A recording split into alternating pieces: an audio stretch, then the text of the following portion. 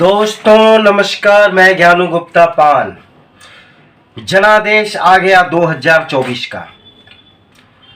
हमारे हाथ में है प्रभात खबर और इस प्रभात खबर में मुख्य पृष्ठ पर जो छपा है जनादेश 2024, थोड़ी जीत थोड़ी हार, फिर एनडीए सरकार, यूपी ने डुबोया, बिहार ने बचाया, झारखंड में नुकसान, बंगाल में दीदी का दबदबा, शेयर बाजार धड़ाम, 4 वर्ष की सबसे बड़ी गिरावट।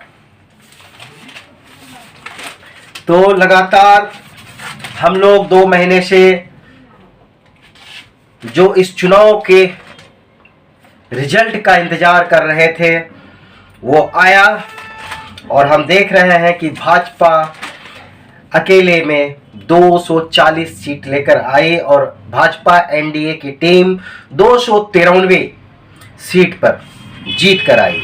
कांग्रेस अकेले 99 पर आई और कांग्रेस की जो इंडिया टीम है, इंडिया की गठबंधन है, वो 232। तो भाजपा अकेले में भी 272 नहीं पहुंच पा रही है, लेकिन एनडीए 293 272 पार है। इसलिए एनडीए की सरकार बनने जा रही है। लेकिन इस चुनाव में बहुत ही उलटफेर देखा गया और इस बीच लगातार 4 PM पर बने रहे थे आचार्य राजीव नारायण शर्मा जी। ये भविष्यवक्ता थे और इन्होंने भविष्यवाणी की थी, बहुत सारी भविष्यवाणी की थी। और एग्जिट पोल जब 350-400 का एग्जिट पोल आ रहा था, उस वक्त भी आचार्य राजीव नारायण शर्मा ने कहा था कि ऐसा नहीं है, भाजपा मुश्किल में पड़ने वाली है और भाजपा बहुमत तक नहीं पहुंच रही, उन्होंने कहा था। और स्मृति ईरानी के बारे में उन्होंने साफ कहा था कि स्मृति ईरानी चुनाव हार रही है, उसकी कुंडली में हार है और वो 1 लाख वोट से ज्यादा वोट से हारेंगे और वही हुआ। बहुत सारी सीटों का उन्होंने चर्चा किया था। ऐसे चर्चा उन्होंने भविष्यवाणी तो ये भी की थी कि खड़गे साहब जो है वो प्रधानमंत्री बन सकते हैं, एक अंदाजा उन्होंने लगाया था। लेकिन देखते हैं अभी और भी आने वाले हम लोग के सामने क्या होता है। 8 तारीख को जबकि गठन होना है लोकसभा का और सरकार का जो है शपथ ग्रहण होना है, तो एक बहुत बड़ी भविष्यवाणी उन्होंने और की थी प्रधानमंत्री के विषय में। उन्होंने वाराणसी सीट से कहा था कि प्रधानमंत्री को बहुत मुश्किल होगी और वही हुआ। जैसा कि पिछले बार 2019 में प्रधानमंत्री नरेंद्र मोदी ने 5.5 लाख के अंतर वोट से जीत हासिल की थी, इस बार उनकी जीत में सेंध लगा और 3 लाख वोट वाराणसी का खिसक गया। मात्र 1.5 लाख के अंतर से जीत पाए हैं वो। राहुल गांधी की जीत दोनों सीट से हुई, रायबरेली वायनाड से दोनों से हुई और दोनों में लगभग 3.5 लाख, एक में 4 लाख वोट से वो जीत। और अमित शाह की जीत तगड़ी हुई है, 7.5 लाख वोट से वो जीते हैं। यहाँ तक कि हॉट सीट बना हुआ था कंगना रनावत, उन्होंने जीत हासिल की। लेकिन बहुत बड़ी अंतर इस चुनाव में जो उलटफेर हुआ, स्मृति ईरानी हार गई। महबूबा मुफ्ती जो जम्मू कश्मीर की चीफ मिनिस्टर रह चुकी है वो हार गई और उसके साथ उमर अब्दुल्ला ये भी वहां से हार गए चुनाव, वो भी चीफ मिनिस्टर रह चुके हैं। तो बहुत तरह के उलटफेर हुए। और जबकि हम देखते हैं बिहार में जब 40 सीट में 39 सीट एनडीए जीत चुकी थी, पिछली बार दावा भी कर रही थी कि हम 40 में 40 जीतेंगे, लेकिन इस बार कुछ न कुछ गड़बड़ हुआ। सीट बंटवारे में कैंडिडेट ठीक नहीं दिया, जातीय समीकरण उन्होंने ठीक नहीं किया और 10 सीट उसके हाथ से चला गया। इंडिया गठबंधन आरजेडी, कांग्रेस, सीपीआई-सीपीआईएम मिलाकर टोटल एक जो है पप्पू यादव मिलाकर पूर्णिया के, ये सारे मिलाकर 10 सीट हाथ से गया है एनडीए के।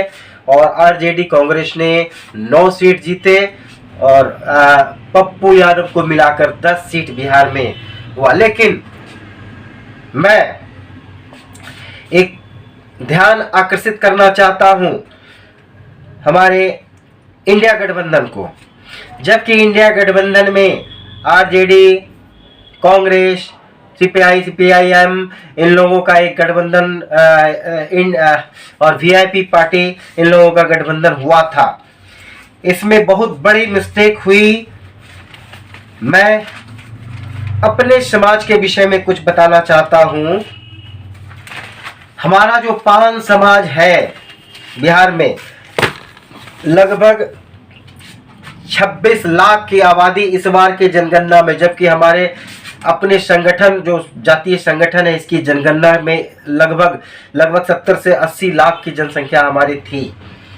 लेकिन जो अभी जनगणना हुई, सरकारी जनगणना हुई, इसमें जो है हमारा 26 से 27 लाख, 26.5 लाख समथिंग जो है पान समाज का जो है, ये ताती पान समाज जो है, बुनकर समाज का जनसंख्या गिना गया। जबकि कुछ ऐसे लोकसभा है जहां 2 लाख से ज्यादा वोटर हमारे हैं। हमारा जो कांग्रेस से बात हुआ था और हमारा बापू सभागार पटना में बहुत बड़ी रैली हमने की थी। आईपी गुप्ता के आईपी गुप्ता ने इसको रखा था बापू सभागार पटना में। ये 4 जून 2023 को ये बहुत बड़ी रैली हुई थी। अभी तक किसी जाति ने बापू सभागार को पूरा भरा नहीं था। हमारा पान समाज पहली बार ऐसा हुआ कि बापू सभागार को अंदर बाहर बीच में जो सीढ़ियां होती है वो भी खचाखच भर गई थी। लगभग 25 से 30 हजार लोग पूरे बिहार से इकट्ठा हुए थे। उसमें माननीय कांग्रेस के सारे नेता, आरजेडी के सारे नेता और आप अखिलेश प्रसाद जो कांग्रेस के प्रदेश अध्यक्ष हैं और उप मुख्यमंत्री जो उस समय के राजद के लालू प्रसाद के बेटे, उस बापू सभागार में तेजस्वी यादव ने कहा था कि हाँ मैं पाल समाज को सीट दूंगा। लेकिन क्योंकि हमारे राष्ट्रीय अध्यक्ष आईपी गुप्ता कांग्रेस के कार्यकर्ता थे और कांग्रेस ने कहा था कि हाँ जमुई सीट जो है हम इनको देंगे। जमुई हमारे राष्ट्रीय अध्यक्ष आईपी गुप्ता का घर भी था, वहाँ रिजर्व सीट भी था और एससी से हम आते भी हैं और वो सीट हमें मिलनी चाहिए थी।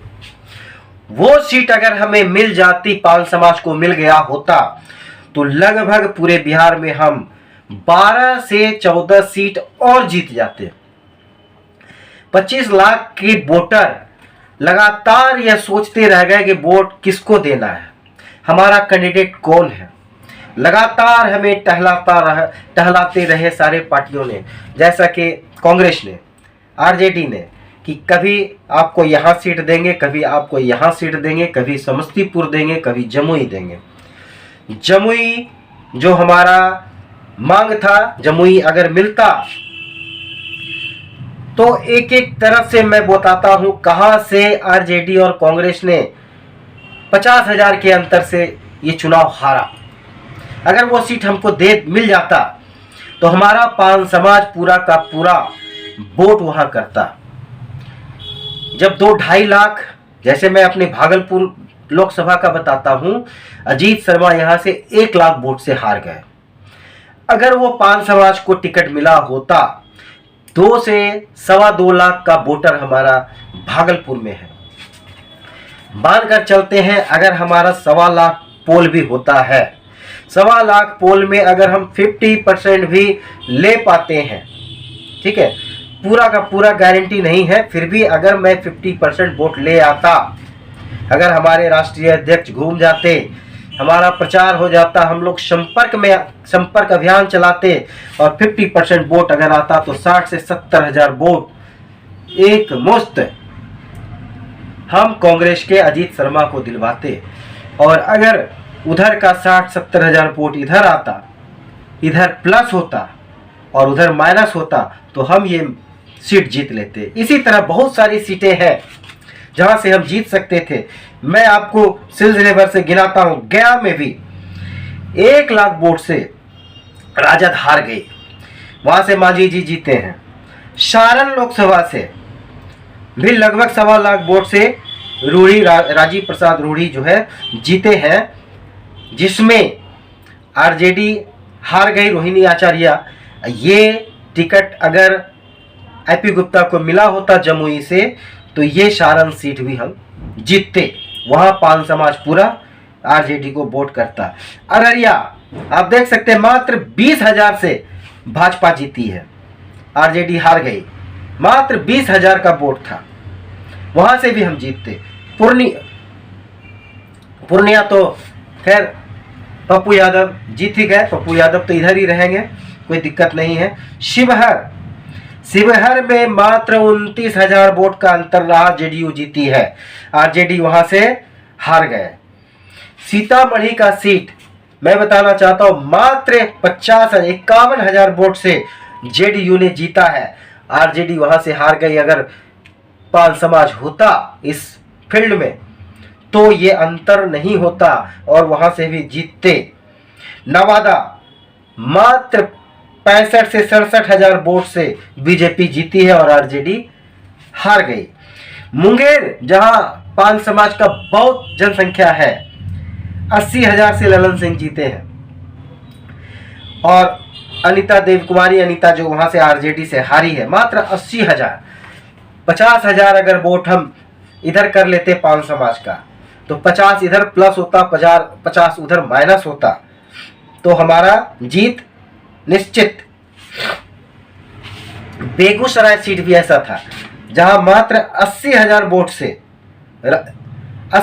वोट से वो गिरिराज सिंह जीते हैं और अवधेश राय सीपीआई के हार गए। वहां सीट भी हम जीत सकते थे अगर पान समाज को टिकट मिला होता। जमुई सीट अरुण भारती जो है बाहर से आए, उनके जीजाजी जो आप जान सकते हैं एलजेपी के, मात्र 1,10,000 12,000 वोट से जीते हैं। जमुई आईपी गुप्ता का घर था, पूरा पान समाज एक मुश्त वोट होता और वहां सीट जीतते हम। बांका भी आप देख रहे, बांका में भी आईपी गुप्ता ने 2018 में बहुत बड़ी रैली की थी जिसमें 30 से 40,000 पान समाज के लोग इकट्ठा हुए थे। वहां से बांका से गिरधारी यादव 1 लाख वोट से जीत रहे हैं, 1 लाख वोट से जीते हैं। जयप्रकाश यादव हार गए, वो सीट भी हम जीत जाते। भागलपुर सीट से अजीत शर्मा 1 लाख वोट से हार गए। अजय मंडल जीत गए जेडीयू के। अगर ये सीट हम निश्चित जीतते, हम बैठे रह गए, हमारा उपयोग होता, हमको दौड़ाया जाता, हम अपने पान समाज का वोट, जहां 2.5 लाख से 2.25 लाख मेरा वोट है, चारों तरफ से लोग फोन पर फोन करते रह गए। मैं भागलपुर अखिल भारतीय पान महासंघ का जिला अध्यक्ष हूं, लगातार मुझे फोन आता रहा कि वोट कहां करना है। मैं निर्णय नहीं ले पा रहा था कि वोट कहां करना है। लोग अपने मन से वोट जहां मन तहां दिए और ये बिखर गया हमारा वोट। अगर हमारे पान समाज को आईपी गुप्ता को टिकट मिल गया होता तो हम सीना ठोक कर बोलते कि अजीत शर्मा को वोट पड़ेगा, और मेरे कहने या नहीं कहने से लोग खुद ब खुद अजीत शर्मा को वोट देते। मैं खुलकर घूमता, मुझे व्यवस्था मिलती, मैं पूरे भागलपुर को इकट्ठा कर लेता, आईपी गुप्ता को भी वहां से घुमाता भागलपुर में, या वहां से पान समाज का आह्वान हो जाता। मैं लगातार घूमता पूरी टीम के साथ, भागलपुर में मैं जीत कर दिखाता। अजीत शर्मा ये मैच जीता है। 4 जून 2023 को जब हमने पान समाज ने आईपी गुप्ता के नेतृत्व में पटना के बापू सभागार में रैली किया था, उसी समय से लगातार जमुई सीट के लिए तैयारी हम लोगों ने की थी। पहले भी तैयारी हुई थी और लगातार हमारे कार्यकर्ता 10 से 15,000 पूरे बिहार से पान समाज के कार्यकर्ता लगातार जमुई जाते रहे और वहां प्रचार प्रसार चलाते रहे। एक एक घर में जाकर पान समाज के कार्यकर्ता ने जमुई का बेटा IP Gupta, engineer IP Gupta के लिए प्रचार किया। एक एक रिक्शे वाले, ठेले वाले, खोमचे वाले, ऑटो वाले, कहां कहां नहीं, चौक चौराहों पर जाकर लोगों को समझाया बुझाया कि इस बार का चुनाव आपका बेटा इंजीनियर आईपी गुप्ता लड़ रहा है, आप लोग उसको वोट दीजिए। तो पूरा समर्थन मिला था। मैं निश्चिंत था इस बार वहां से 3 से 3.5 लाख वोट के अंतर से इंजीनियर आईपी गुप्ता जमुई का चुनाव जीतेंगे। लेकिन भारी बवंडर मिस्टेक कांग्रेस ने और आरजेडी ने किया। इंडिया गठबंधन अभी बना ही नहीं था, सीट शेयरिंग हुआ नहीं था और आरजेडी ने वहां से नाम फाइनल कर दिया अर्चना रविदास का, और वो मामला गड़बड़ हो गया। फिर कहा कि आपको समस्तीपुर सीट देंगे, लेकिन वह भी नहीं दिया। पूरा बिहार का पान समाज देखता रह गया कि कहां हमें सीट मिलती है, कब मिलती है। लगातार टाल दिया गया। टालते टालते ऐसा हुआ कि जो सीट 20 से 25 सीट जीत सकते थे पूरे बिहार में, वो 9 पर आकर अटक गए। इसी तरह का मिस्टेक और कांग्रेस ने भी किया, आरजेडी ने भी। अगर पान समाज को टिकट मिला होता, अगर पान समाज को टिकट मिला होता लोकसभा का, तो पूरे बिहार में अभी 9 से 10 दिख रहा है। हम 10 से 12 सीट और जोड़ लिए होते और ये 20 से 25 सीट इंडिया गठबंधन को होता। खैर, बहुत बड़ा बवंडर हुआ, मिस्टेक हुआ, जिसमें आरजेडी और कांग्रेस के द्वारा यह हुआ। हमें उस लायक नहीं समझा या नहीं जाने दिया, आगे बढ़ने से रोका पान समाज को। फिर भी 8 तारीख को एनडीए के गठबंधन का सरकार बनने जा रहा है और मैं बधाई देता हूं हमारे अगले प्रधानमंत्री को, जो भी बनेंगे। अभी 8 तारीख को ही शपथ ग्रहण में देखा जाएगा कि कौन प्रधानमंत्री बनता है, ये क्योंकि राजनीति में कुछ भी होता है। तो नीतीश कुमार जी, जो बिहार के लिए पहले भी बहुत सारा कार्य किए हैं, आज नीतीश कुमार एनडीए गठबंधन के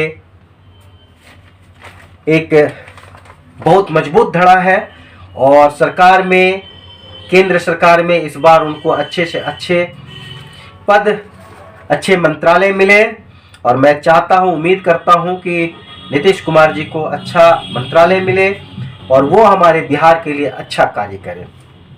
नीतीश कुमार जी से आग्रह है, गुहार है कि वो प्रधानमंत्री जी से कहकर बिहार के लिए विशेष पैकेज और विशेष राज्य का दर्जा, जो लगातार इनका मांग है, विशेष राज्य का दर्जा बिहार को दिलावे।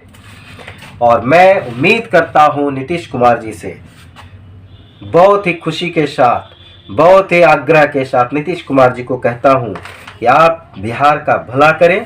पहले भी किए हैं, इस बार भी करें और उम्मीद सिर्फ आप ही से है, बाकी किसी से नहीं है। इस बार आप बिहार को विशेष दर्जा दिलाएं। धन्यवाद। गठबंधन को भी बधाई, धन्यवाद। सभी लोगों ने खूब जोर लगाया, खूब मेहनत किया। प्रधानमंत्री जो भी बनेंगे उनको बधाई। 8 तारीख को फिर से देखते हैं राष्ट्रीय भारत के हमारे प्रधानमंत्री कौन बनते हैं। लगातार मैं बना रहूँगा, मैं ज्ञानू गुप्ता पान, आप लोगों के साथ इसी तरह 2 महीने से बना रहा। फिर आगे की देखता हूँ क्या होता है, देश कहाँ जाता है, कितना आगे बढ़ता है। नमस्कार, धन्यवाद दोस्तों।